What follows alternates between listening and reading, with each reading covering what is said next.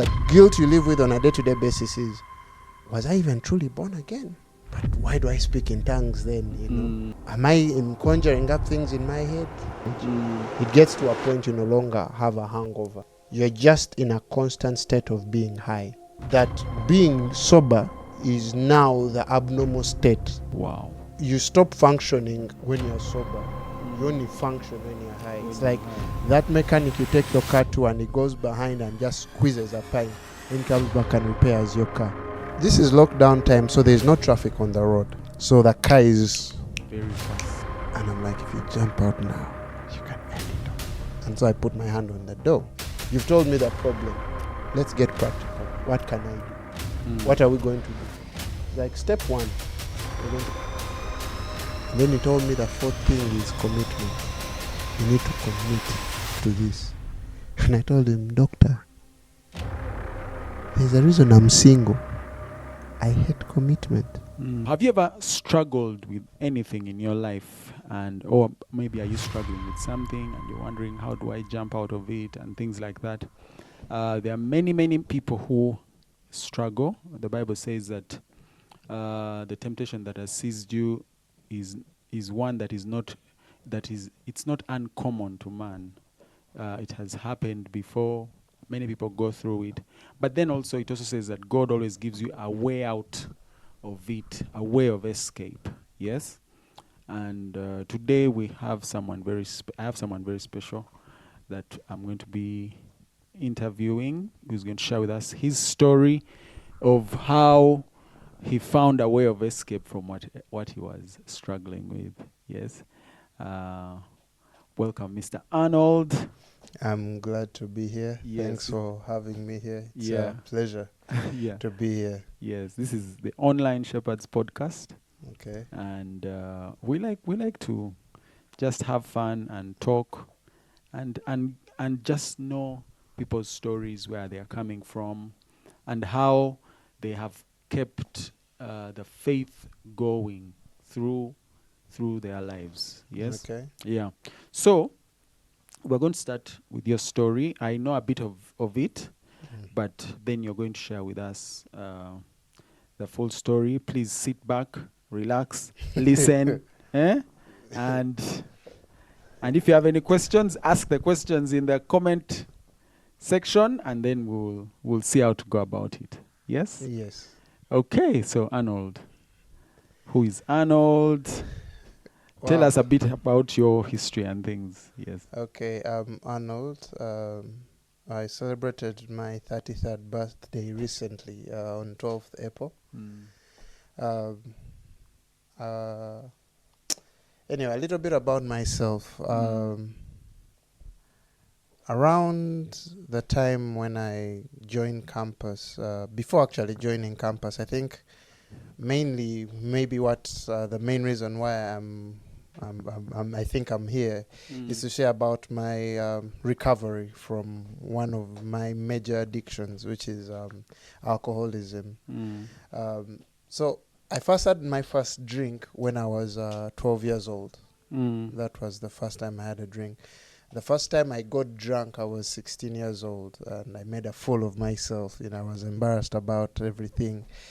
But I didn't know at that time that that embarrassment was just one of many. You know, there are several embarrassments. They keep getting worse and worse. Yes. You know, but like the proverbial dog that returns to its vomit, that was me. And one of the hallmarks for my addiction is that I never took accountability. It was always something or someone else, you know. It was this situation, it was this. And, you know, because I didn't want to get rid of, you know, of alcohol in my life, you know. And even when I got born again in my second year of campus. Yes. And when I got born again, I stopped the alcohol. I stopped alcohol, I stopped smoking, and other addictions that I might not mention. So, but after a year or two in salvation, I remember it was in a book I call God One-on-One. It's where I used to write revelations as I would get them. Yes. There's that part in Timothy. Mm. I think 2 Timothy 5:12 it says, "Do not drink only water, but take a Yes, little yes. wine for your often infirmities." So I put like 2 question marks. Mm. A year later, I was back to drinking.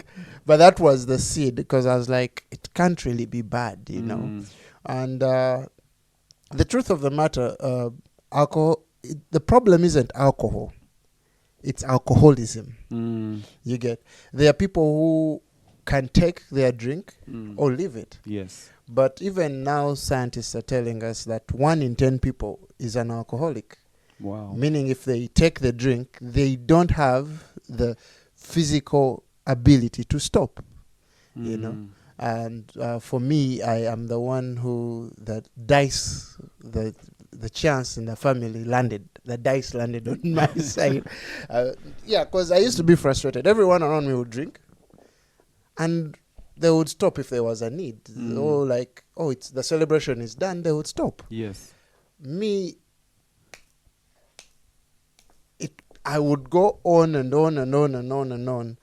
But when I first got born again, I was away from that. I was in church. I was in a mission group. Even my first time to travel out of Uganda was to go to Rwanda to preach the gospel. I had a zeal and a passion for God. Yes.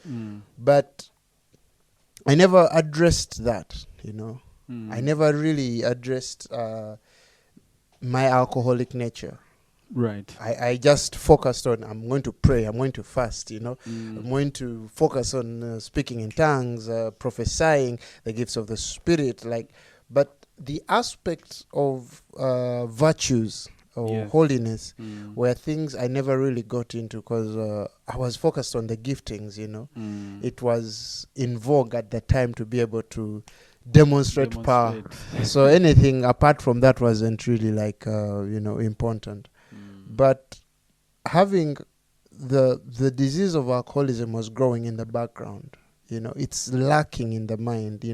It's there. Every moment of of frustration, say with God, you start craving for the old life. So finally, after I think 2 years of sobriety, I started drinking again. But I started slowly. It wasn't like crazy. It was 2 beers, 3 beers, but then it starts growing. It starts growing because now the craving is starting to come up. Yes. And then I remember it got to a point around, I think, 2015. At that point, alcohol was my new God. Wow. So when you say your new God, what does that mean?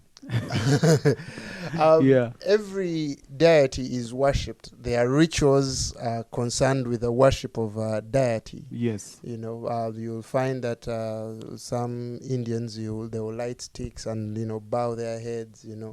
If you find Christians, they will spend time in meditation. For me, alcohol being my new God meant the first thing in the morning is a drink. The first thing before, we're not talking about brushing teeth, we're not talking about showering. First thing is I need a drink. Then the second thing is I need a drink. And it kept on growing, and how I say alcohol became my new God is that everything I did was directed by my drinking. My whole life centered around my drink. For example, I paid my rent on time. And the reason I paid my rent on time was so that my landlord doesn't throw me out of my house, because I need a house where I can drink without my mom disturbing me. Because I would drink and she would make noise and I'm like, this is affecting my worship, quote unquote. Yes, yes. So I paid rent on time. I in the worst of my drinking, these were my monthly expenses. Rent, drinking water, because you wake up and you're extremely thirsty. Third, transport to work, because you need money to buy the drink. And then most importantly, the alcohol. You notice I didn't mention food. Yes, yes. Food wasn't on my budget. So you never used to eat? It was occasional. it's like I would stumble into food because I was I was consistently hungover. I don't remember a day. I got so used to being hungover that it was normal. You get that when I'm not hungover now, that's abnormal. So it was like a flipped thing. Yes. That is why when COVID came, other people were like, they've lost their sense of smell. And I didn't know whether I had COVID or not. Because the symptoms they're all describing to me are my day-to-day lived experience. They're saying muscle pains. I'm like, okay, I have that. Loss of the sense of smell, right? I'm like, my sense of smell has long gone at that point in time, because I was drinking so much, my hands were shaky until my first drink. So when I say alcohol became my new god, before I take a drink, I can't function. Wow.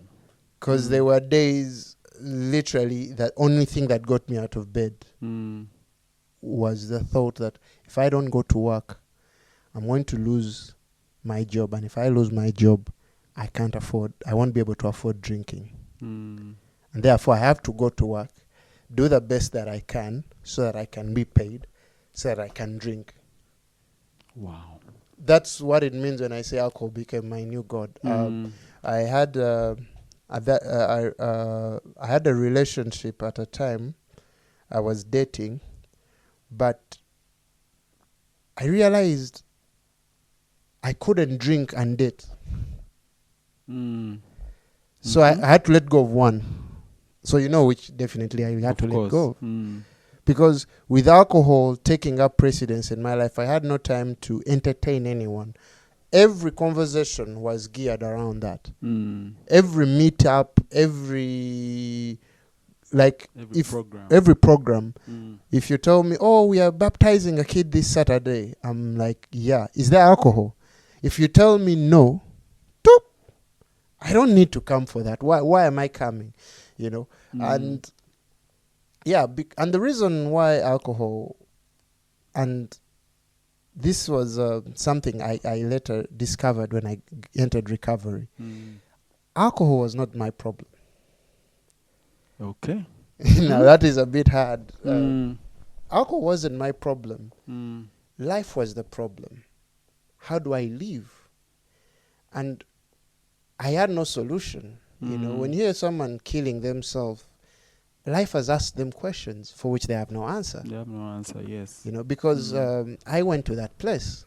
I had no more answers, and alcohol was the answer, I remember I would be in a conversation with my boss, and perhaps whatever he's saying is pissing me off. But in my head, while I'm looking at him, I'm counting down the hours to tss, and then a smile comes on my face. Now I can tolerate him.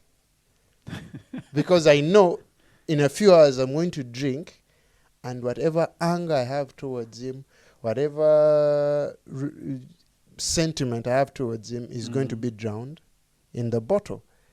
And so, in a way, I was a good employee. I rarely had fits of rage because as long as my thought is I'm going to drink. But on the days when I'm like, no, I'm keeping away from alcohol, I was irritable. I was discontented. I just hated everything around me. I would look at everyone and in a way wish them like the earth would just end, So my best days were when alcohol was involved. So that's the concept of alcohol being my new god. But how do you get to this place? I know you said there's the 2 years when you were born again, and then you read this scripture in Timothy that says drink a little bit, then you start taking little by little. So how do you get to the place where it becomes a god? How does that happen? Oh, it doesn't happen instantly. One of the things about every person who goes deep in the worship of their God is separated. Wow. Separated. Yes. Eh. And alcohol follows. The spiritual principles are the same across any God. You will be separated for the purposes of, you get. So what happens? All of a sudden, I find I'm struggling with relationships with fellow Christian brothers. people. You get. I'm pulling away. I feel the need to pull away. You know, in Proverbs, in the Proverbs talks about a man separating himself seeks his own desires. So you want your own desires, because this was now the challenge. When I got born again, I was pushed into a level of spiritual prosperity that I lack the wisdom for. You know what the Bible says? The prosperity of fools destroys them. Yes. Yes. You know, I was extremely blessed with gifts. I was extremely blessed with revelations. And pride seeps in. You get. You start asking yourself, who is in my league? I'm in a league of my own. And you believe that. You sell yourself a pipe dream. You think you are better than, everyone. Yeah. Or if you don't think you're better than everyone, you think you're worse off than everyone. Both of them are Both pride. of them, yes. It's just different sides of the coin. And the challenge was, in all of this, I never learned to be open. You never shared it with anyone? No. Wow. Because even when I would try to share, the challenge was no one understood. You get?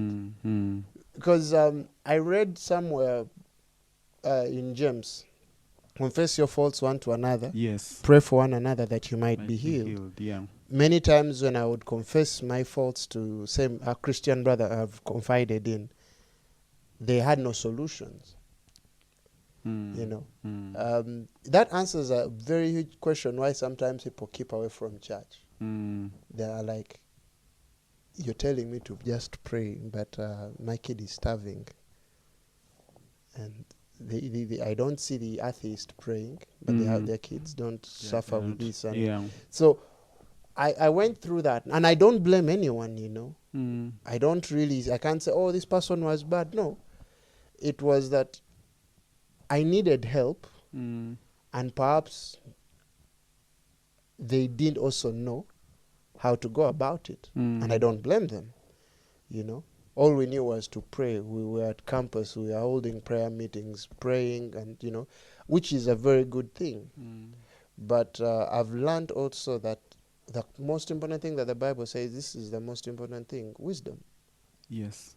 Wisdom. Wisdom is the principal thing. And we didn't have that. We prayed, but we didn't have wisdom. We didn't have understanding. So even if I was struggling with a thing and I shared it, there was no solution. Someone is like, okay, let's go and preach to souls. Instead of talking about because it's not easy to solve something for which you don't know the experience of, My wife, one time I noticed she was struggling with, say, postpartum depression, right? But I had the foresight to see that I am not equipped to handle this. And so the best I could say is maybe I talked to her and I'm like, maybe talk to these people who've gone through it. Because me, as Arnold, I'm a man. I don't know. I can tell. I know what depression is, but I know it's not the same kind of depression I deal with. Yes. And and that is sometimes the challenge. And sometimes we have to be able to admit, like, hey, whatever you've shared with me, I know it's important to you, but I don't have the solution. I don't have, and people should be honest enough to say, hey, I don't think I have the answer. Maybe try somewhere else. Yes. Yes. You know, Mm. it could really help. Like, I can feel your pain, but I don't have the solution. Mm. So failing that and failing to, like, find that solution, Yes. Yes. and having other struggles, Mm. pride comes in, laziness comes in, many other things. It's like I did the best that I could with what I had. Mm. I pushed away many church members. I was looking for a place where I felt comfortable. And that's the place where alcohol starts coming in. I don't know if you struggle with this, where the first thing you do when you wake up, your brain starts thinking immediately and it Yes. doesn't switch off. Mm-hmm. If you do that, for me it became irritating, and when I would drink, that stops. Would go away. That gives you a sense of comfort. And for me, like now, that process of continually, I discovered I'm in the flesh, I'm hedonistic. Mm. What that means is I love pleasure and I avoid pain. Mm. Mm. So I'll do many things that bring me pleasure, and I'll do anything to avoid feeling pain. Which means hedonism is a religion of sorts. Yeah. But it's also a human condition, Okay. Yeah, it is a human condition. Some people are able to overcome it by when you find God, your hedonism is dealt with, because it tempers you. Love becomes, you replace the ego with God-centeredness. Yes. Now, for me, having failed to establish a true connection with God, I was focusing on what the gifts and what. Yes. I just went more in touch with my ego. Tell us about these gifts before we go very far. Tell us what gifts are these that you're talking about? Speaking in tongues, prophesying, I had people calling me a prophet. I was never a prophet, but I had the gift of prophecy. I have the gift of prophecy, And were they accurate prophecies? Like, yeah. The people who were served by my prophecies should be the ones to testify on that. Okay.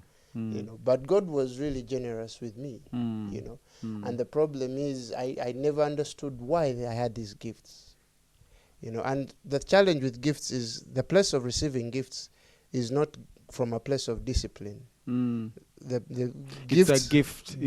A gift is a gift. Yeah, and they say, you don't really and the work Bible for tells you, lust after them. So the operating thing is, if I desire it badly, it will come. It has nothing to do whether it's going to serve divine purpose or anything. The fact that I've lusted after it, I'll be drawn to it. So you find like knowledge, of things that are hard to even explain, But like all these things that you get lost, it's like the material things. Yes. Just like the material things, even these gifts become things by which you can easily. I remember I would say, I'm angry with God. I'm not going to, I don't want to deal with him. I want to speak my tongue so I can build myself up. Because it's... How interesting. Yeah.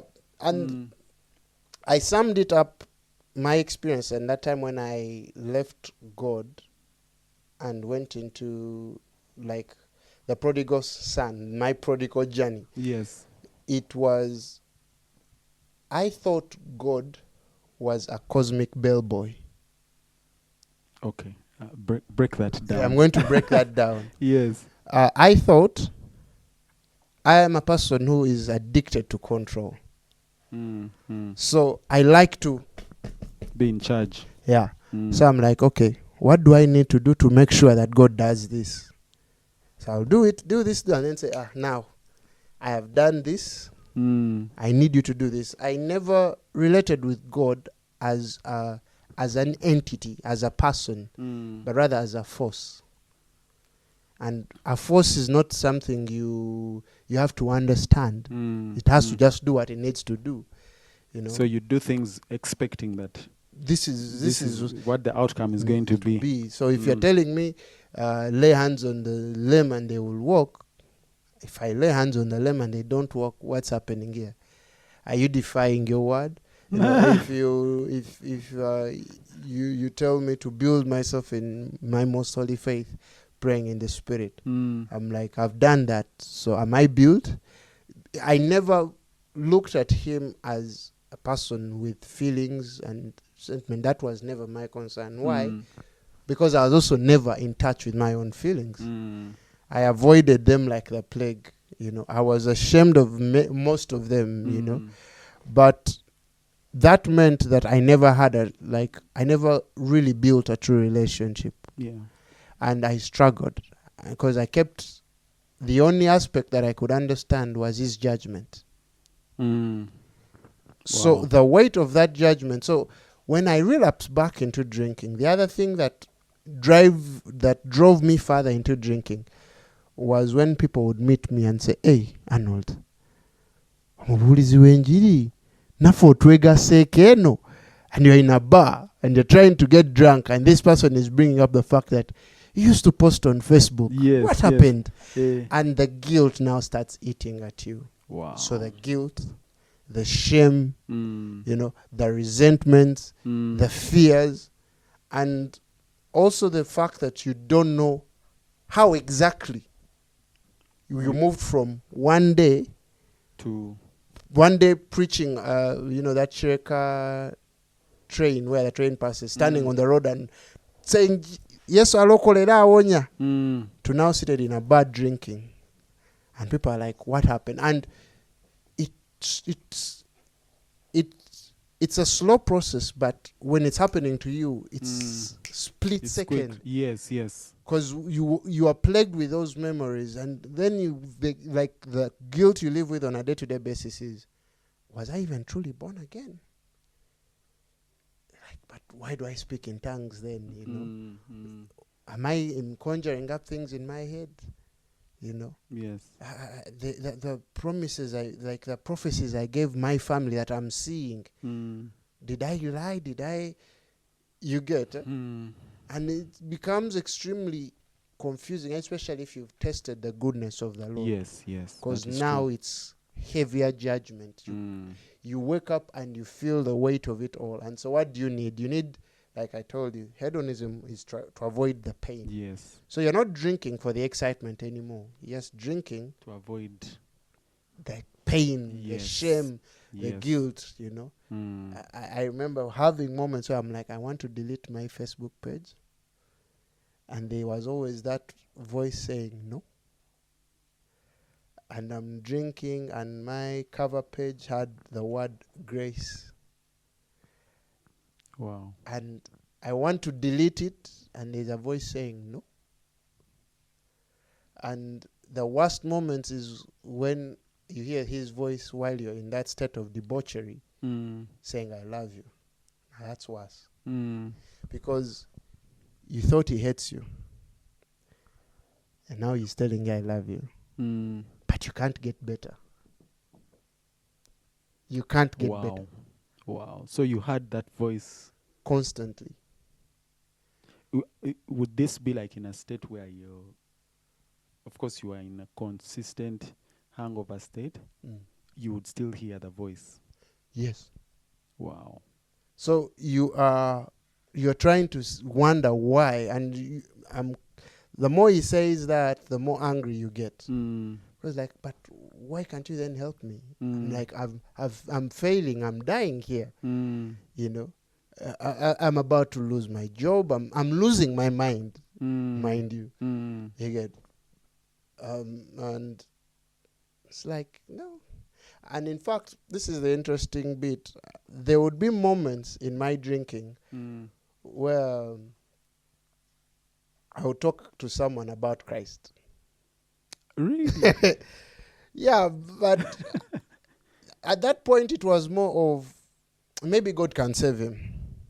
Because I'm a gone case. Faulty equipment, there was an angel who played on the production line. Because I'm from manufacturing, and every time a product is produced, there are those defects. So you're like, maybe before he kills me, I could, help someone. Maybe. But interestingly, one, the one thing that stayed constant in my mind was, I'm still going to heaven. Mm. That one I never doubted. I never Wow. thought I'm going to hell. Mm. I knew I was living in hell on the earth. Mm. And if I die, I'm going to heaven. Because the message of grace that I listened to when I got born again, the first preachers that I listened to that talked about the grace of God, really pounded that. You can't sin away the love of God. You can't do enough. And it was as though in my drinking, I was seeking God. You know. And this is the interesting bit, you know, when you read the scriptures, it says, no man goes to the Father except through the me, Son. through the Son. That is why when people drink, they get high. It's a way of seeking to be at a higher spiritual plane. But it's harder to go through Christ, because that means I have to let go of my ego, of myself. He's going to tell me things I don't like to hear. He's going to tell me to forgive people I would rather see dead. Yes. He's going to tell me to have compassion, and I would rather the worst things in life happen to them 10 times over before I can ever make that. And I'm like, no. And I don't like the ideas he's proposing, you know. Because at that time, they go against my idea of what life is. Because at my point in time, my idea of life was fun.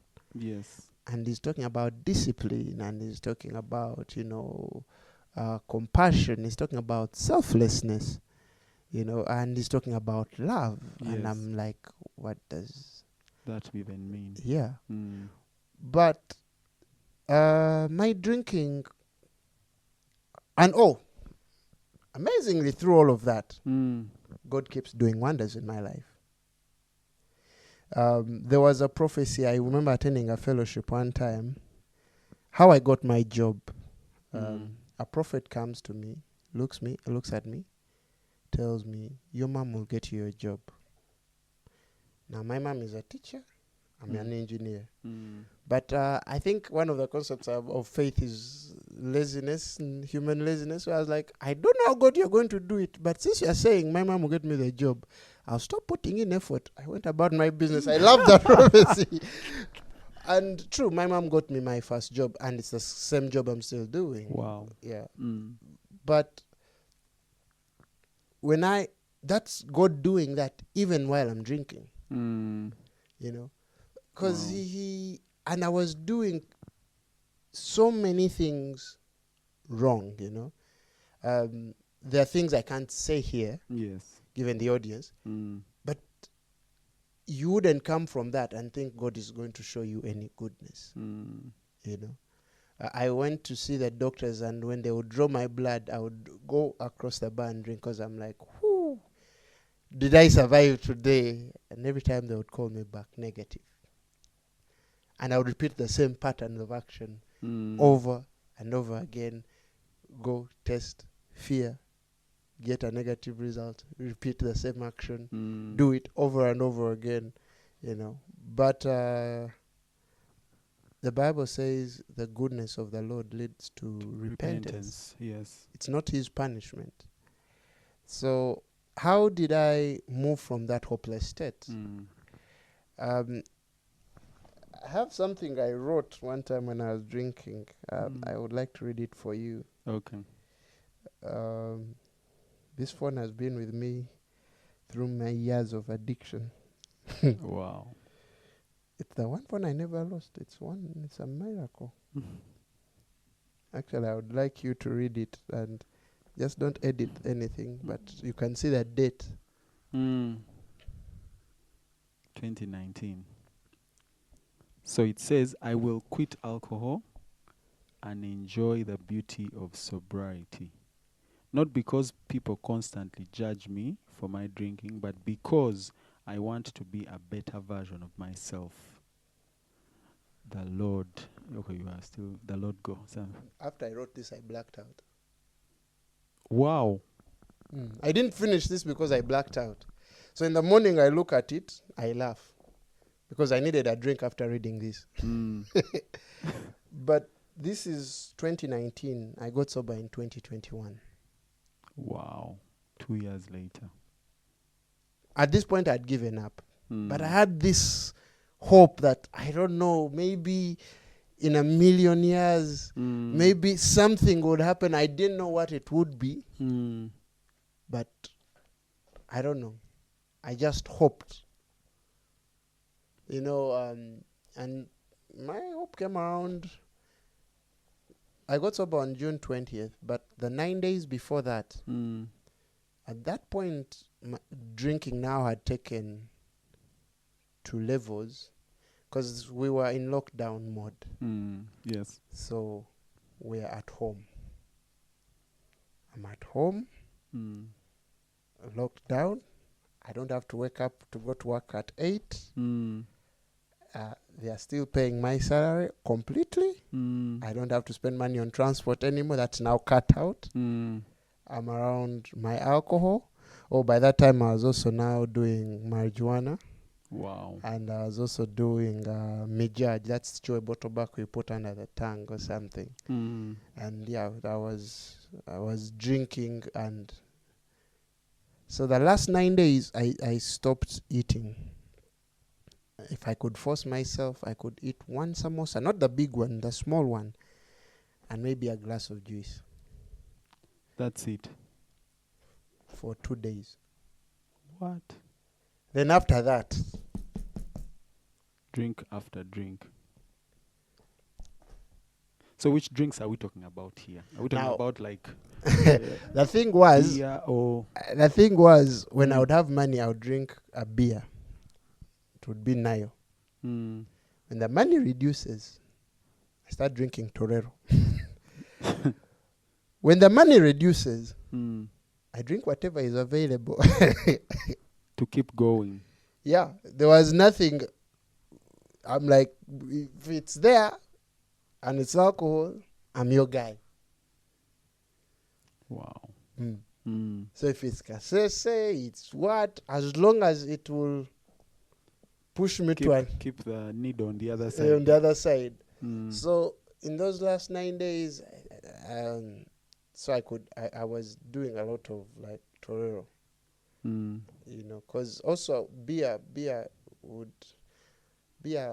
is slow to get you where you want. To get me where I want, so I would take Torero. Because Torero is 40%, beers were like 6%. So Torero is higher concentration, and I needed to be faster there. Let me just chip in a science fact. The human body can process 1 unit of alcohol per hour, normally. 1 unit. 1 unit of alcohol per hour. If you're looking at a 500 ml bottle at, say, 6%, that has about 3 units of alcohol. Meaning the only way you can actually process alcohol is if you drink that beer for, say, 3 hours. And that will have no effect. But my first hour, there would be about 6 or 7 beers. That's 1 hour, the first hour. Which means I've put in like 20 units. Yes. Already in 1 hour. In 1 hour, and only one can be processed. So 19. So now the body is still processing that. Let's say that's Monday. I've drunk, say, 10 bottles, and those are maybe 30 units. The next day, I will take maybe another 10. So it means the body is still processing. There were left 6 to process, but now I've given it another 30. Then another 30. And then consistently. And then another time it's now waraj, which is a higher percentage. It gets to a point you no longer have a hangover. You're just in a constant state of being high. That being sober is now the abnormal state. Wow. That means you stop functioning when you're sober. You only function when you're high. It's like that mechanic you take your car to and he goes behind and just squeezes a pint, then comes back and repairs your car. That was me. Wow. You get, I couldn't function anymore without like a drink. I'm shaking. My hands would be shaking. And then when you take, you'd stop shaking. Yes. After I take, I'm going to do my work very well. I can work the whole night. One of my favorite things to do would be when I would get faults at night. Mm. And they're like in Nakasongola. So I You'd go. would go. Didn't they give you like employee of the year something? No, I really, there were days I really messed up. The company I work for, some of the most kind people you'll ever meet, you know, and they were extremely gracious and really patient with me, you know, and I credit them for that, you know. I wouldn't want to work with someone like me, to be honest. But they stuck with me through all of that, you know. I remember writing an email to work when I went to rehab, and I was scared I'm going to lose my job. But they came and visited me. And I remember when the HR sat down with me, and he was like, Arnold, you still have your job. We want you to get well. You know, I cried, you know. Even think about it now, it's a bit emotional, you know, because they believed that I could get better. Yes. They really did. And, you know, one of the first things to, you know, prove that I'm not wasting their time, when I came back, I kept, you know, doing better, you know, kept performing better, took on more assignments that were available, you know, kept improving myself as an engineer. You know, but it came from that hope that they had that this kid is just struggling with an issue that maybe he needs help, you know. But yeah, they didn't throw me out, but like I also said, they didn't know how to deal with me. Yes. And for me, my solution came back to like the last 9 days. So in those last 9 days of my drinking, I started to run mad. I could tell that there are a few screws starting to get loose. Why? Because when you wake up, you can say, oh, I've been dreaming. Now I'm in reality. I don't need someone to pinch me, right? I lost that ability. So you couldn't tell whether you were in a dream or awake. Or you were awake. It was all, and those movie things that, yeah, pinch yourself, don't work. Because even in a dream, you'd pinch yourself and you'd feel pain, but you were in a dream. So it was very confusing. It was extremely confusing to walk around and not know whether you're in a dream or not. You know. And then, of course, now you start hearing voices. Is this while you're in rehab? No. This is not yet even rehab. Yes, this is 9 days before I have my last drink. And this is, I'm at home. I'm at my place in Chisasi. I used to stay in Chisasi. Right. And now I start hearing voices. There was a voice that was that announced it's coming. We are coming. Wow. We are coming. I was like, whatever they were, who they were coming, it kept me scared. And then, of course, now I was experiencing anhedonia. Now what's that? What's anhedonia? So you see, we talked about hedonism. Yes. Anhedonia is you can no longer experience pleasure. Anhedonia, you know, an in Greek is whatever it's before. Yes. It cancels it out. You get. So I couldn't draw pleasure from anything. I just was living life, but there was nothing. So you couldn't call me up and say, oh, there is a plan, there is food, there is what. No, nothing. Nothing brought me any pleasure. Now I wasn't even drinking for fun. I was just drinking to be normal. I told you I was shaking. I was sickly before I drink. You can move, it's okay. So I was in a state as in hell. When I would sleep, I would get night terrors. Yes. When I would awake, I hated the day. I hated that. I was always afraid, you know, because alcohol takes away your inhibitions. Meaning, whatever you feel like doing, You do. you do. There is no self-control. There is nothing like that. So let's say I'm seated with you and I start feeling hot. I'll take off all my clothes. I kept doing that. Wow. And now you're with friends, but you're taking off all your clothes. People are like, hey, boss. But in your head, you don't see it as problematic. Because you're like, what's the big deal? I mean, we're all adults here. Your thinking is affected to that point. Because when you got me at that time and you told me, Arnold, why are you taking off your clothes? It's wrong. I'm like, but it's my house. Why can't I be naked? So the thinking is reversed. Yes. And then I also got afraid that of the calls that I would make. Because people will tell you, you called me last night, you said a lot of things, and I don't remember. Me, it got so bad. When someone would call, Arnold, do you know what you did last night? I'm like, hey, boss, come out. Let's just drink. Let's not talk about what happened. I know it is bad, but let's drink. Because it stopped being, if it's one time, it's embarrassing. If it's two time, but if it becomes your Monday routine, someone is calling you and telling you, you stop. It stops being embarrassing. It's a lifestyle. So it was like there were two personalities. There was the Arnold I was before I would drink. Then there was an Arnold that would drink. And that Arnold would drink, he racks up bills that now I find they're telling you have 100,000 like to pay somewhere. To pay in a bar.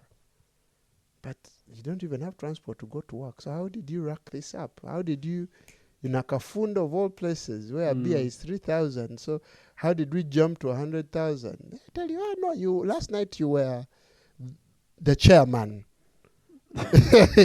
Buying for everyone. And you don't even remember. And for me, it's that I was like, to protect myself, whatever bill is there, before I leave, I have to sign my name. And then they would present you a bill with your signature. Like, boss, is this not your signature? It's not faked. Yeah, because you're telling them I'm actually sober. But it's a part of you that is just losing time. Yes. So the 9 days. At the end of the 9 days, I just wanted to end it all. I locked myself in my room. And that was it. I was going to meet my maker. Wow. Yeah, I crack a joke and I tell people I studied ways of meeting my maker. And I went through a process of elimination. Being an engineer, you're like, no, this won't work for these technical reasons. You won't jump off a building. Because there's a guy who survived who fell from Mabirizi. And I kept seeing images of myself in a wheelchair at a TED talk. I'm like, God, you will not do this comedy. So I'm like, that won't work.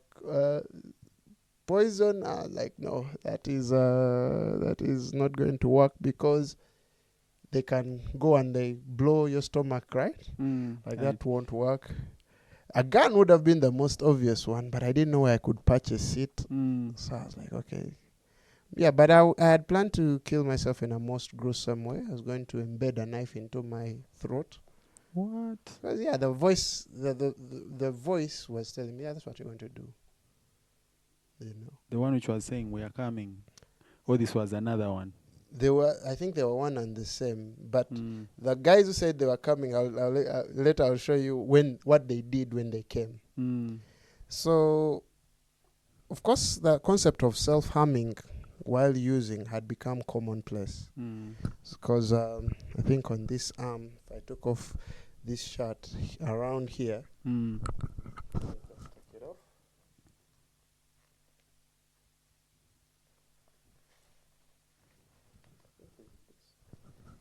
Yeah, you can see that.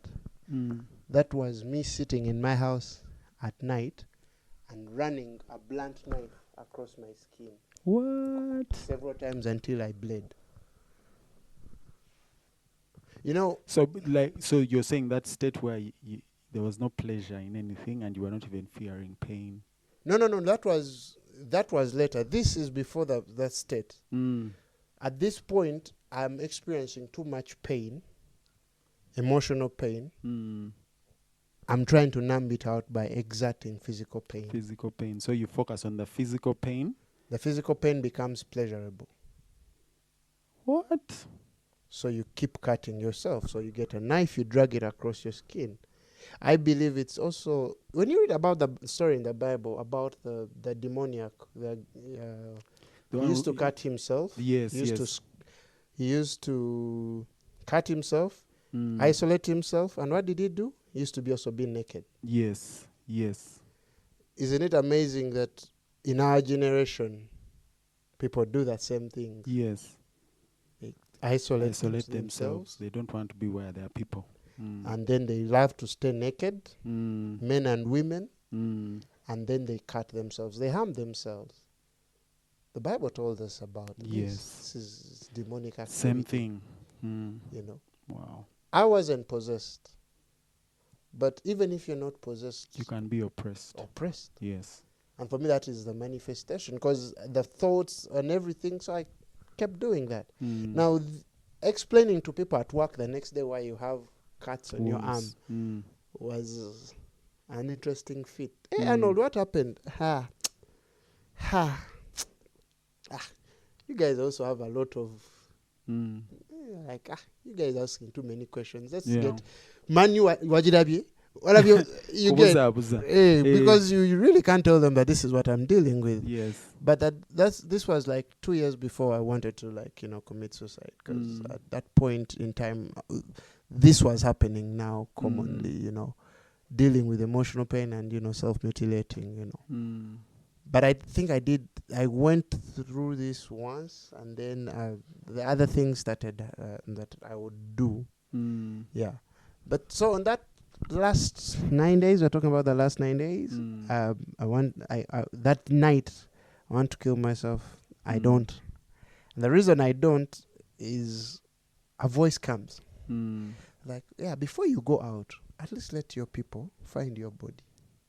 Don't be that selfish. Wow. So, but I've grown to understand that God is extremely wise in dealing with us. He knows what words will match with you. Yes. I'm like, I don't want people not to bury me because I'm still important. I believe I'm important. Yeah. They need to find me, My pride is still up there.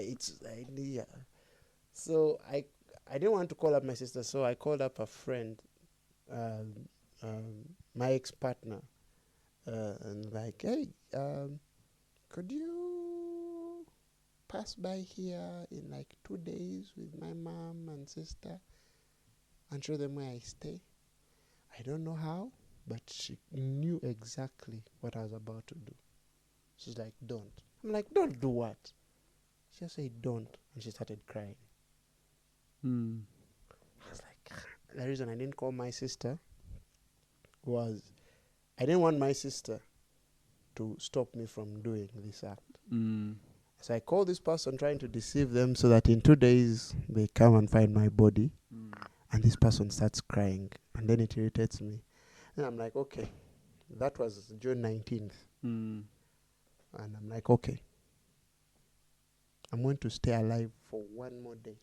And I meant it. 1 more day. Did you tell her that, or you just... I told it to her. I'm doing this for 1 more day. After that, follow the instructions. It's like this person has messed up my plan at what to do. I had already planned. My curtains were closed. My windows were locked. My door was, I think, slightly open so that if someone wants to walk and find a dead body, just enter. But the curtains are closed, everything, Now I don't know what to do. So what do you think I did? I went for a drink. Got more drugs. No, it's okay. Just keep going. And but that night on the 19th, coming to 20th, the people who said they were coming finally came. At around I remember telling a friend of mine to come sleep at my place. Mm. So he came, he slept in the sitting room. I slept in my bedroom. That was the setup of my kafunda. Then I'm sleeping in bed or trying to sleep. They come. I start screaming. Now I'm going insane, completely insane. I start screaming. This is with your friends in the house? With my one friend in the house. Okay, your one And friend. it's around 2 or 3 in the night. Mm. I'm screaming. Ah! Ah! Banze! They have come. So I understood that those who said they were coming, it was the madness. Or an entity calling itself the madness. Had come. So it was manifesting, and I was screaming in my house. And my friend came, and he laid beside me, and he said, "Can I switch off the light?" And I told him no. And for the first time in those 9 days, I slept for at least an hour. Wow. So this whole time you were not even sleeping? I could put my head down and then get up. I couldn't sleep for long. You know, you are holding your phone, it's like, okay, let me sleep. Then you wake up from a night terror, and it's just 2:15. Just 15 minutes late. So you now that you are awake and there's nothing else to do, and you don't want to go back to the terror of it all, you drink. You keep drinking because you are afraid to sleep. And you are now tired, but you can't sleep. And then you sleep, you don't also know when you are awake or asleep. So it's all confusing. Yes. But I remember I slept for that period. And then when I woke up, I remember feeling defeated. For someone with the highest level of pride, and the reason for my pride is I'm extremely intelligent. So I feel like I am better than everyone around me. Or I am worse than everyone around me. So, but at that moment, I felt I'm done. I need help. Yes. Not this, maybe I'm seeking help for, so that, for pity or anything. I'm like, I need help. I can't go on like this. And at that time, the alcohol was no longer doing what alcohol used to do. Alcohol, as my God, was managing my life. But imagine your manager of your enterprise signing out. And saying, I'm not. Now, so it's like he's giving you over to some other people? Is that no, he has left. And you don't know how to run that business anymore. For example, I drank alcohol to sleep. Now I can't sleep, like I've told you. Yes. I drank alcohol for pleasure. Now there is no more pleasure. I drank alcohol to deal with the guilt and the shame and the remorse. In those last days, everything that even suppressed trauma from years ago was coming to light. And it's all in my head, screaming day and night. At the same time. Wow. And these were things alcohol used to just suppress. I didn't, from the time I was about 16 to the time I quit drinking at 29, everything before that, alcohol had suppressed. It had gotten rid of, suppressed, not taken away, but suppressed. Just keep it down. Yeah. Like, whenever I would feel shame, I knew that if I kept drinking, the shame it will go. But I would keep drinking, and the shame is actually intensifying. I'm more ashamed of myself, more ashamed about what I've done. I'm more guilty about what I've done. I'm crying, I'm acting out, but it's not going away. It's not feeling better. You know, I realize I've hurt people. And now I can see clearly what I've done, the damage in these people's lives. But now the voice is louder. It's like alcohol turned on me. In fact, when I woke up on that 20th, I was like, I just think I'm going to have one last drink. Actually, the plan wasn't to quit completely. Mm.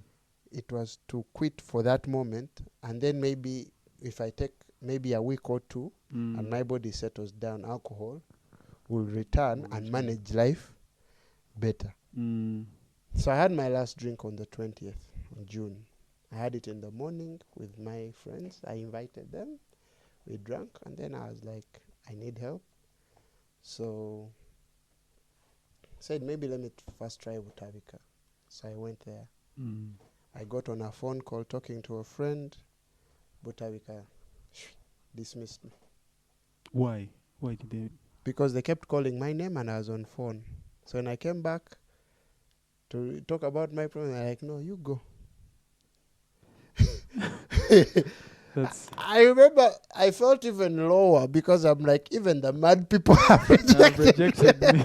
So where do I belong? I mean, like, society has failed me. The mad people who I thought, because funnily enough, when I entered Butavika, I was around the people with the mental challenges and everything.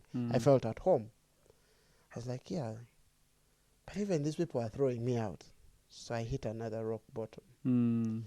And now the suicidal thoughts were with me every step of the way as we were driving to Butavika. So who was driving you? My friend who I was with in the room, when I was talking to him, in the morning I told him, you know what, I need help. Let's go to Butavika. But it's locked down. So he gets a colleague who has a government vehicle. And he's like, I had some money with me. I just sold a few of my pigs. So me, interestingly, the more money I made, the more depressed I became. Wow. I wanted, I don't know why. When I was extremely broke, I was motivated to live. I had to prove Walter wrong that I'm not poor. But now when the money would come in, I'm like, what am I living for? So life flipped when we're going now to rehab, after I had my last drink in the morning, remember at 19th I wanted to stab myself through the throat and die. Yes. But now as I was driving in that car, I was at that door, and the voice kept telling me, if you jump out right now, you can end it all. The whole way. Now, this is lockdown time, so there's no traffic on the road. So the car is very fast. And I'm like, if you jump out now, you can end it all. And so I put my hand on the door, but I don't open it. And I'm thinking about it the whole way. Then we get to Butavika, and the thought ceases because the car stopped. We get back in the car. It's the same thought until we get to my mom's place in Seta. And when I get to my mom's place, I tell her what I was about to do, and I tell her I need help. For the first time in my life, as an adult, I meant when I said I need help. By the grace of God, she talks to a friend of hers who's like, yeah, you take him to Entebbe Lakeside Hospital. They do a detox program. You know, he can meet up with a Dr. Musisi and, you know, he gets help. So when I go to see Dr. Musisi, he through a brief session with me and my parents, my mom and my sister, he asked us, what do you think Arnold's problem is, after interviewing all three of us? And they give many answers. It's like, no. Arnold's problem is one. It's alcohol. You might sugarcoat it, and I'm like, I've told this guy my traumas, my everything, and all he could say is alcohol, of all things. You know, I was this happened to me, this. And he's saying alcohol. And he's like, if he doesn't get help, he's going to die. Hi. Guy was mean. But when I went to see him, I had made a promise to my mom that whatever help you give me, I'll take it. And I'm not one to keep promises. But I don't know, there was a voice that told me, take it. Take it. You said you will take the help. So take it. So I told him, okay, you've told me the problem. Let's get practical. What can I do? What are we going to do? It's like step one, we're going to detox. Your body needs to, the alcohol in your bloodstream needs to be brought down, because alcohol has some of the worst side effects.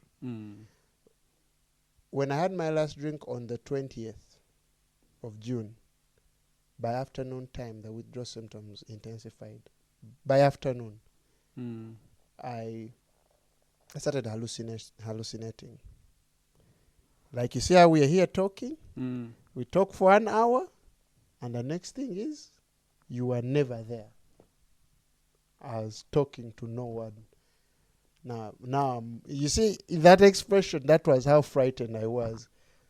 Because now it was, my mind, I could feel the cracks. You'd see people, talk with them, and they're not there. You get? Now it's worse than I'm not sure if I'm awake or asleep. this And time now you're awake. I'm awake, and this person is not there, or was not there the whole time I thought I while was you were talking to them. And I could consistently feel my mind splitting, But I kept on also feeling something pulling it together. I would feel like it's being ripped apart, but something is bringing it back together. It's ripped apart consistently. And my body started also changing. So you feel hot during the day and cold during the night. Yes. Mine was flipped. I felt extremely cold during the day. Wow. And at night, I was sweating profusely. During the day, I was cold as a dead body. At night, I'm sweating profusely. This is on 20. Is this 20th? 20th, 21st, the symptoms started there.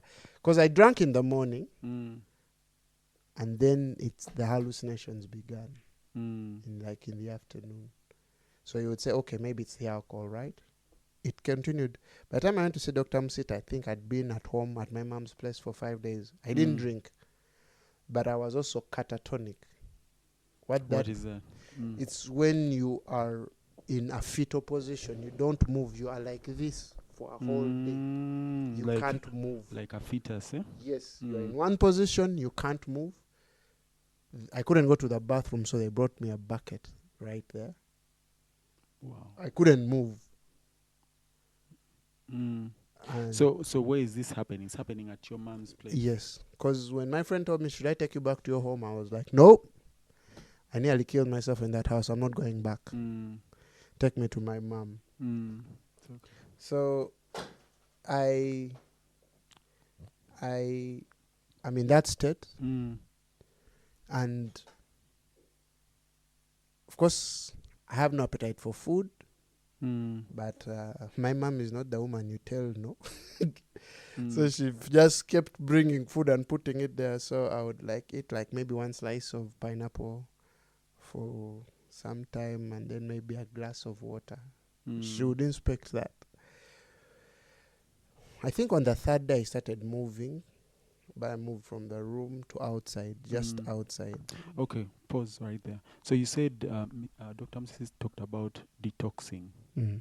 What was that? What detoxing is, they give you medicine that can help gently lower your alcohol, or gently deal with the amount of alcohol in your body. To reduce it. Because alcohol, when it's broken down in your body, it's a toxin. I've told you that the way I was drinking, I was breakfast, lunch, supper. When I would feel pain like ulcers, I pour there whiskey. If it intensifies, I pour there more whiskey until the body is like, boss, tukiriza. You've won. You've beat us into submission, So yeah, he gave me medicine. I was injected, and that's the first time I slept for 12 hours. Wow. I slept so good. I woke up with a wet bed. I had wet the bed as an adult. But it felt so good to actually realize now I've slept and I've woken up, and I now could tell that I'm actually awake. There's a difference. There's a difference. And then while there, that's when I started eating food again.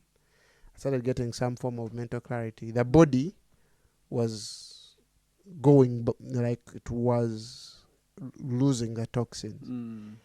But I would like to let you know that alcohol is not just a disease of the body. It's also a disease of the mind or the soul. If you detoxify the body, that's the easy part. You hear people going to rehabs and then they spend 2 weeks, then they are sober, and then they come back and they relapse. But when in those 2 weeks their bodies got back, the body is easy to detoxify. It took me about 4 days. And the bill was a bit higher. I think it was like 4 a.m. or something. Wow. But the harder part, he said, now the mind. next thing is you need to do a recovery program. After doing the Detoxing. Now you need to go to rehabilitation. I said, and then do a recovery program. And then he told me the fourth thing is commitment. You need to commit to this. And I told him, doctor, there's a reason I'm single. I hate commitment. I can't commit to anything.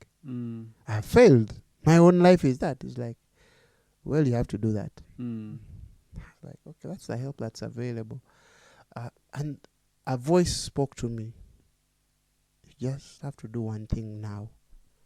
Just do one. Because he broke it down in 4 stages. So I'm like, let me keep doing. Let me break it down. So 1 is detoxification. 2 is rehabilitation. 3, he said, aftercare. And then the 4th one was commitment. So I'm like, okay, I've done detox. Let me do rehabilitation. That's when I went to rehab. So where did you go for rehab? Rehab, I went to a lovely place, Tranquil Homes in Entebbe. There were 2 things for me in rehab that really helped. The program that I'm still doing up to now, called AA. Yes. Which is Alcoholics Anonymous. Yes, we've talked about that before. That is what keeps me sober up to now. So, aftercare was me continuing to do this program even out of rehab. Rehab is a safe space. There are no drugs in, no what. But when you get out, I remember my first week in the real world. I was like a deer in headlights. Everything was scary. I was like, now I'm seeing bars, what, shows. I remember you open YouTube and there's an ad for Tusker apple cider. And I just came out, I'm like, my God. It was overwhelming. Every day I was praying. Just like, and by the time I went to rehab, even though God loved me, I didn't love him. So I wanted to run from him. I thought I was clever. So I tried to run to philosophy. I was engrossed by people like the concepts of nihilism, Friedrich Nietzsche, Immanuel Kant. I would read about the Plato's cave, the allegory of Plato's cave. I was always fascinated with now Greek mythology, and and also like I started reading something. What was it? It was called Nicomachean Ethics, because I wanted to. I'm like, what I failed in life, maybe it's because I didn't have a philosophy guiding me. I thought I need more philosophy, sound more intelligent. But if you've been around drinkers, they are very philosophical. It's true. They have all these. But they're drinking. And for me, what humbled me was realizing that this won't help me. So at what point do you realize this? In the rehab, I started doing AA. And AA, in one of the things AA talks about, you have to find a God of your own understanding. Wow. And so I asked myself, did I ever understand God from a personal perspective, not from general, not from what church has said, all these things? Do I relate with him on a personal level? Like, do I ask him questions for Arnold or questions for the church? You get? Is he someone I can honestly, like a friend, tell them, by the way, today, did you see that Chani? Or is it a I can't say anything, I'll keep quiet. No, we don't talk about that. Is he a distant? And that shook my whole worldview. Because it was the first time I had to move away from interacting with God as a force of nature, but as a person. Who is this person? Who is this person? You know, at the end of the day, when the lights are gone and everything has faded, who is this person to you? Not what not the religious aspects of, we pray on Sunday. Now this is the Easter holiday. We will do the walkway, the walk of crucifixion, you know. We will do all these religious acts. We will give in church while the cameras are passing. We will dance and shout to the Lord. We will serve in choir because everyone, it's required of them, you know, to serve serve somewhere and do all these things. But who is this person? And for me, it was never a person. It was a force. I do what it tells me, and what the force requires of me, and then it responds by But the few moments I interacted with the person, there were always moments where they would leave me astounded. Because there were only 3 words in the deepest moments of my relation with God that always kept me in a state of wow. For days or weeks, he'll just tell me, I love you. 3 words. That would leave me wondering, who is this person? But then afterwards, I'm like, no, we have to do service. We have to, the master has come. He needs this. He needs warriors. He needs, so I'm like, I need to serve. You know, he loves me. That's good. But service. Yes. But the few moments when I would really feel that the most intimate connection was when he would say those 3 words. I love you. And it was always in times of my greatest stupidity. Times of your weakness. Yeah, because I would be hating someone and then he would tell me I love you, and all of a sudden I realized I can't hate this person anymore. God loves me. Yes. You know? And he's not saying that because he wants me to say it back to him and everything. So for me doing the AA program and why it has really transformed even my relationship with Christ, because it posed that question, who's the God of your understanding? And other people in the program, of course, found other higher powers that they can call upon, and I don't really get into it. But for me, I tried to run from Christ. I really did. But just like David, I had a moment where I realized, in a deeper sense, I was married to Christ. And there is no divorce. He never left, although I felt he had left. My worst year was 2015. I thought he had left. But he never left. He was always there. He was always present. But I never considered him as a person. I never... one of my hardest prayers, even up to now, it's still hard. Let your will be done, not mine. Because there's a part of me like, mine would also not be bad. I still have that struggle. I'm like, last time your will was done, I was nearly killing myself in the house. So are you sure I want your will to be done? Maybe there's a softer way. But after a while, I keep coming back to that place of realizing it's better when he has his way, because when he has his way, it's not from a selfish place. It's from a place of love. Yes. He wants the best for me. You know, and I used to think he wants the best for others. So I'm just the conduit for others. No. He wants the best for me. He wants to see me in the best version. Yes. And that's the version that is presented now to others. You get? Yes. If I'm sober, I can come to your podcast. But if I was drinking and I'm like, hey, I want to be on that podcast, I think you'd come up with very good reasons to be like, we'll call you.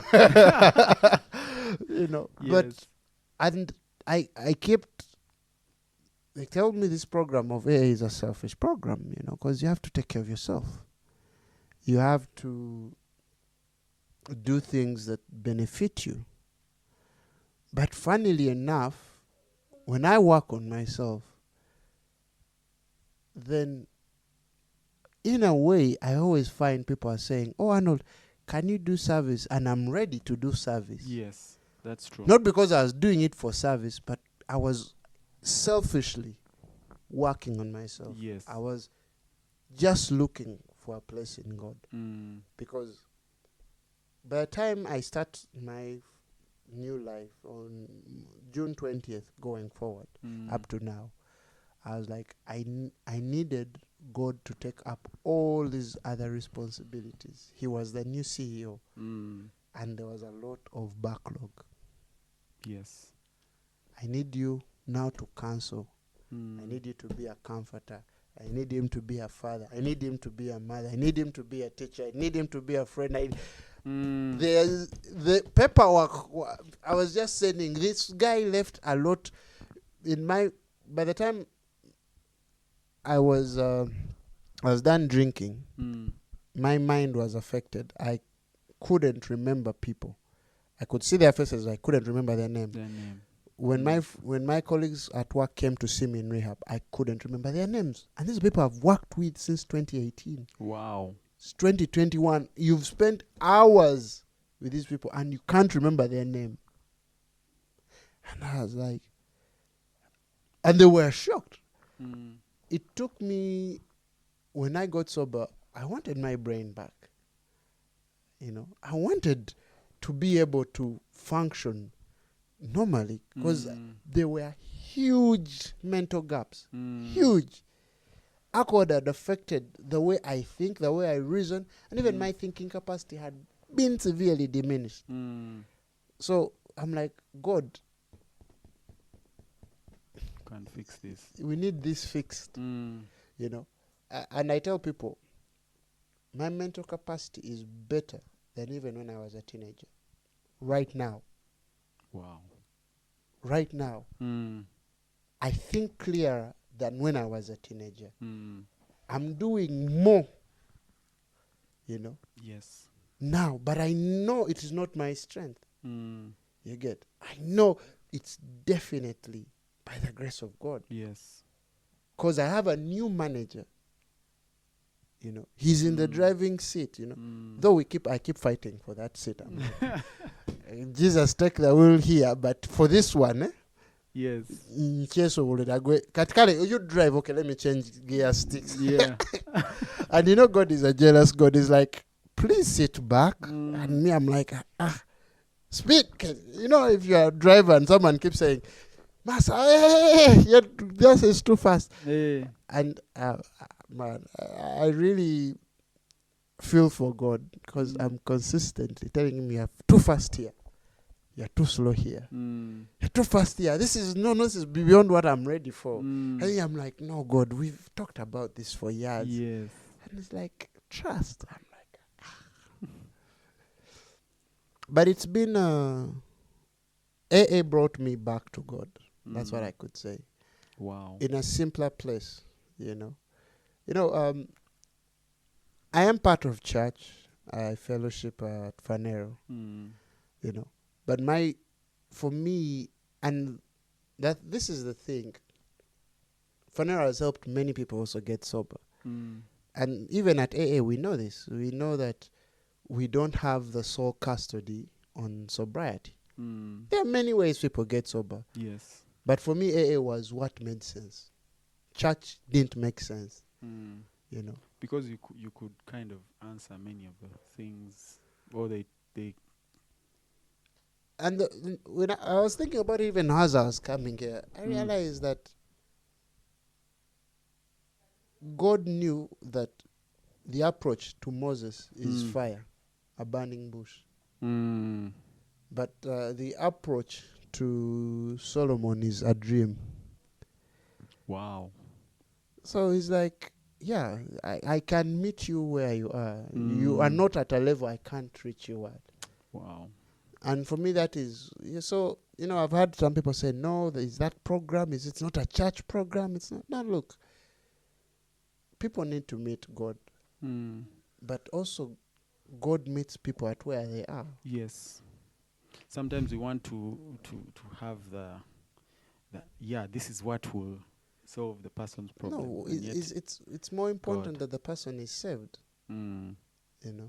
If it happens that someone stops drinking through church, well and good, praise be to God. If a person stops for, personal reasons, well and good, it's not bad. But let there be results, Some people are saying, okay, what are the results? They tell you, okay, you haven't sown seed, you haven't done this, you haven't done this. And people are trying the best that they can. And, now for me, AA has helped me stay sober. Doesn't mean that the church doesn't help people, but there are people like me who couldn't get help through church. Yes. And I'm not, and you can't say, oh no, did you try? Like, no, I went to several people in church, told them this is my issue, but they couldn't help. But I don't blame them. And people grow up in church and they were not addicts. You have PKs, pastors' kids. Yes. They don't even know what a cigarette looks like, and you're like, hey, you don't know what nicotine addiction is like. You get they and there's they don't understand it. It's like wanting to help a woman through postpartum depression, and you're a man. You've never been. You've pregnant. not been at that place, And the reason Alcoholics Anonymous works for me is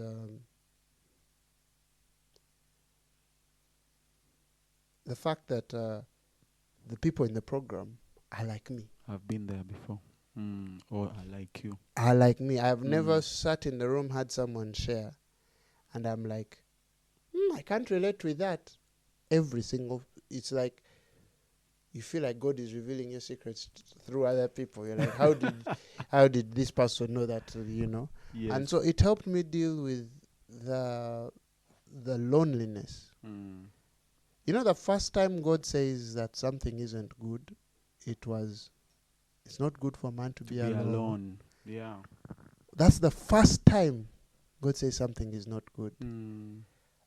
And you realize the moment people are isolated and they are alone, it's not a good thing. Nothing good comes out of that isolation. Yes. Except if it is God causing that. But if a man is isolated by his own desires, it's not a good place. And meeting in this program and speaking to fellow alcoholics, it's for me it's been a very, very, very deeply spiritual journey. Wow. Because what makes a man spiritual? It's when they can manifest the fruits of the Spirit. Yes. Love, joy, peace, meekness, temperance, Yes. And every time God is trying to birth that fruit in me, I won't lie to you, it's a horrible experience. It is horrible because it goes against my ego. It goes against everything in me. Like, I've not gone to God and said, Walter is a bad person, and God is like, I agree with you. It's like, what's your part in this? No, you didn't hear me. He stole my money. Yes, but what's your part? What's your fault in this? I think God haven't understood. I did a business partnership with Walter. Yes. He stole my money. And now I don't have money to pay rent. And God is like, you're not hearing me. You're looking at the speck in Walter's eye, but you have a huge log. And I'm like, okay, what's the log?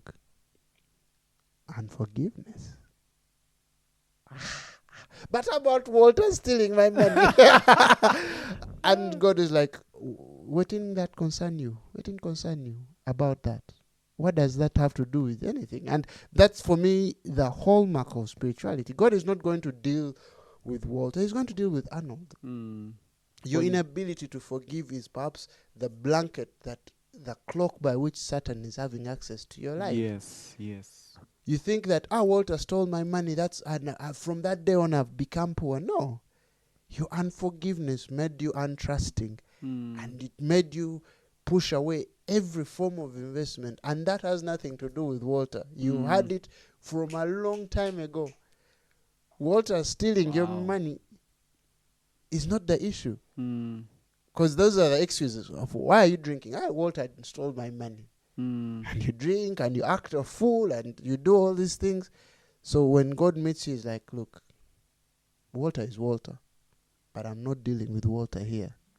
I'm dealing with you. Besides, didn't I say that I'll restore 7 times what the locusts have eaten? So why are you afraid that Walter has taken this? I will restore it. But unforgiveness is the item on the menu today, and we are going to bite down on this beef starting it today. And it's in that moment I'm like, okay, fine. I've accepted. With grumbling that my issue is maybe unforgiveness.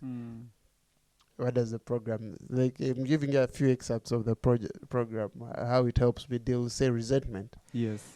Pray for Walter. Pray for every good thing you want in your life. Pray it for him as well. Hi. The first time God told me that, like a child, I kicked my feet. I was like, no, I'm not. It's like, okay. Yeah. And the fact that now we're on talking terms, the seriousness of it was I couldn't sleep. I couldn't sleep. I lost peace. Yes. So I had to grit my teeth and start praying for the people I deeply resented. And I'm praying that they prosper. Wow. They have good life. They have that. I was Pray like, for your enemies. Hey. That's what Jesus says. Now the program is telling you have to do that, and the reason you do that is to deal with your resentment. AA says that as well. The reason you're going to make this prayer is to not deal with a person, but to deal with Dealing your with yourself. Yes. Yeah. So it's that kind of program. You know, it's one thing to hear something in a church setting and you think it's for other people. But there is when you struggle with the practicality of it in real life. Wow. So for me, that is one of the ways I've had to deal with resentments. I was a very unforgiving person. I had resentments with people that I had kept for more than 20 years. What? Hey. It was a deposit in a bank, it had matured, it had accrued a lot of interest. Oh my God. And I had to take it out and throw it away. I'm like, I don't want to forgive this person. And God is like, I know. Let's start slowly. Don't forgive them. Ask for the willingness to forgive. That's what the program will tell me. Ask for the willingness. Just pray for the willingness. Don't forgive them, just pray for the willingness. After a while, okay, the willingness comes. Understanding comes into your heart. The concept of understanding that people are also as human as you. Yes. They are not bad people. They are just human beings just like you. Yeah. They err in their ways. They don't hate you. They just are struggling with the human condition. That Romans 7 where Paul says, that which I do, I hate to do. That which I don't want to do, that's what I do. So it's you now separate the flesh from the spirit. Yes. Yeah. Walter might be the Shepherd's podcast, but he stole my money. Not saying that he did. I'm just giving an example. Yes, I get it. But now I have to realize that the issue wasn't him stealing my money. Why is it that I'm like, my life financially died after that?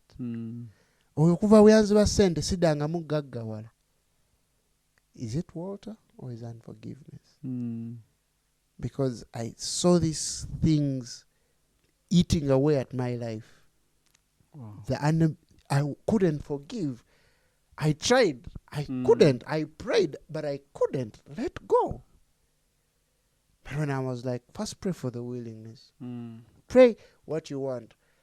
You know, I would hate someone and I would pray. So the first day maybe the resentment doesn't go away. 2 days, 3 days, on the fourth or fifth day, a miracle would happen. I would actually mean the prayer. I would say it grudgingly, but like on the fourth or fifth time, I'm like, really, actually, I want them to prosper. You know. Wow. Yeah, maybe Walter should prosper, so maybe he can pay me back.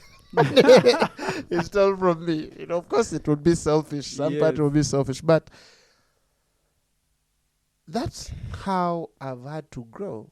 You know, I'm not saying I'm perfect in this, or I'm like, I still do have days where I'm like, God, to Dendeka, this person should first have a round trip to hell and back before. But I've had moments where now I don't focus on what another person has done. The issue is, why are you not able to forgive them?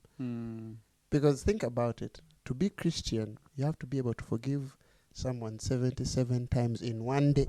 One day. All those things. And usually they don't really do those many things. Yeah. They do like 4 or 5, but God is saying 77 times. Yes. To really be able to do that, to grow to that place where I can't hold on to what you did 3 nights ago. It's still, for me, it's a work in progress, you know. But, but I compare, you know, progress, not perfection. Yes. I compare having held a resentment for 20 years. I'm holding on now to resentments at least for a week and letting go. We are not yet We are there. getting there. But at least it's not holding it on for 20 years. Yes. You know, and that has been the place where, like, recovery has taken me. Because my problem was never alcohol. It was a deeper thing. Life was a problem. Life keeps on asking questions. If you are a man, life asks, how are you going to take care of your family? When you are alone, not when you are before people. You say, I'm going to go to work. No, there is going to work and you are dealing with the threat of being fired. But people at home, you're telling them, yeah, work is good. How is work? Work is good. You know, if you're running a business, they're asking, how is business? No. Business is good. Business is good. I was meeting with... you have debts to pay. You have clients who are not paying and everything. And yeah, but on the surface, you're telling people, yeah, I have the answer. But when you're alone, are you sure? Are you sure? And when people have to deal with those questions, you know, now that is one thing. How about, like, say, lust? You know, you might tell people, I'm a faithful man. I love my wife. Yeah. We've walked and been in marriage. There's no woman who can claim she has my kid. But when you're alone with God, it's like, hey, did you see Sister Betty? Sister Fiona? And you're like, your eyes stayed longer than they should have.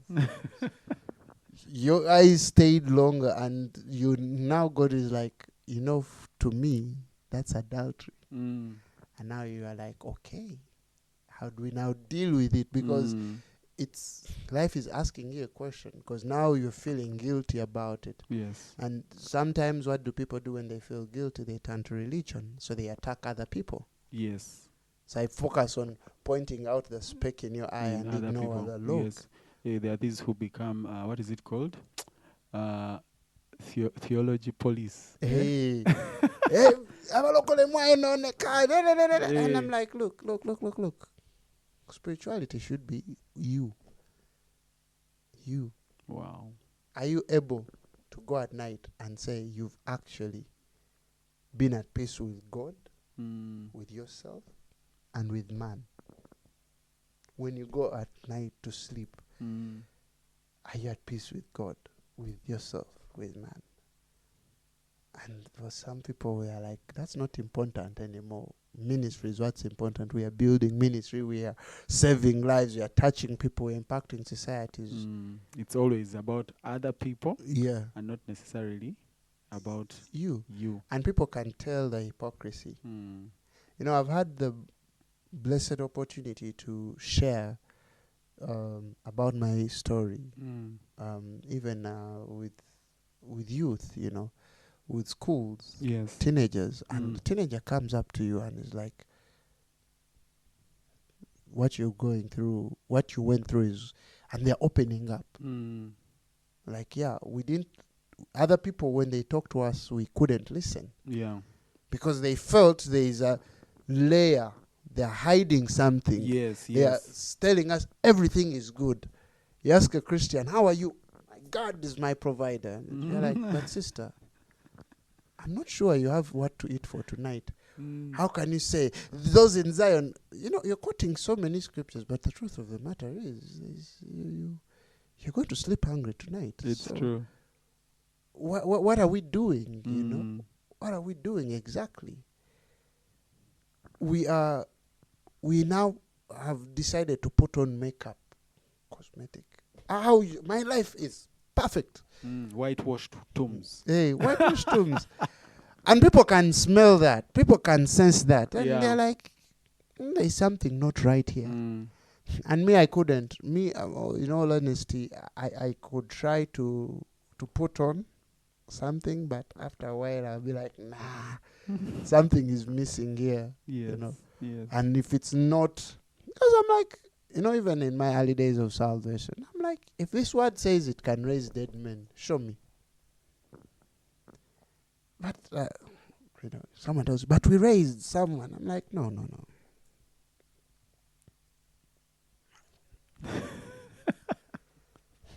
That's why, for me, unless God is practical, I don't need him in my life. Unless God is practical, I don't need him in my life. Yeah. You get? Today was an interesting day. But I could see I'll give you a practical demonstration of God being like practical in my life today. I traveled from Busia at night. Drove, coming back. Got to my place in Mukono. I was entering the gate. This is a car I'd hired, and I scratch it. Wow. First reaction is, God, why have you forsaken me? At that moment, it's no longer Abba, Father. Hey. My God, why have you forsaken me? In that moment, I had forgotten that while I was driving, there were moments I dozed on the road, on the highway, and was a voice waking me up. I've forgotten all of that. It's just this scratch. Just this scratch on the door. I'm like, God, you've forsaken me. So I get angry. I can't even now sleep. I'm pissed. So, but then there are underlying issues. You see, as I do my program, we're like, no. This is not about the scratch. What's exactly underlying? Where is the anger coming from? Where is the anger exactly coming from? Now, I'm thinking, the guy who lent me this car, basing on someone vouching for me, they're going to lose their trust in me. I'm going to lose something that money can't replace. Trust. Yes. Because when I stopped drinking and I came back to sobriety, people struggled to trust me. Because I had abused my position. And trust is not something that you can easily build. Yes. And you can easily lose it. So now, why is the worry? Oh, I'm about to lose more than just money. Because if it was just money, you can negotiate that. But I'm losing person's trust, and I've been cultivating it from the time I'm sober. Now the fear comes in. I'm thinking, I have been cultivating it. Now immediately God has taken back seat. It's true. Now I'm fearful. I'm worried. I'm angry. I'm discontented. I've not had a drink, but the same emotions that used to come have come back. And that's when you find someone, why did you have a drink today? I scratched a car. But that wasn't the reason. These were the things hidden behind. And he didn't have a solution, because now life is asking a question. How are you going to earn this person's trust back? I thought, lie. Say the car, you gave it to me like this. No. And that usually doesn't solve it. Yes. Because it's like two bad things can't make a good. Yeah. And then, of course, now a thought comes, this person, if they hadn't told me they want their car at 6 a.m., I wouldn't have had this scratch. So it's your fault. You get? Because I had to travel to Busia during that day. Now I had to drive back. It's their fault that I scratched. If I wasn't tired, I wouldn't have made this. So immediately, I start blaming. Yes. Now I'm a victim. Victim. Huh? It means I don't have to accept responsibility and accountability. Now, what does the program of AA say? Rarely have we seen a person fail who has thoroughly followed our path. Those who do not recover are people who cannot or will not completely give themselves to this simple program. Usually men and women who are unable to be honest. Yes. Honest. Now, honesty means I have to tell this person I scratched the vehicle. Even telling them immediately. Yeah. But I've just done it right now. So it doesn't take so long. Yeah, but that was around 2 a.m.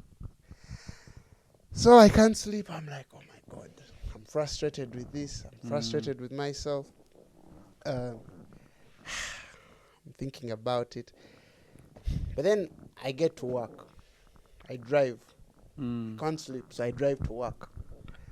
I get to work around 4 or 5.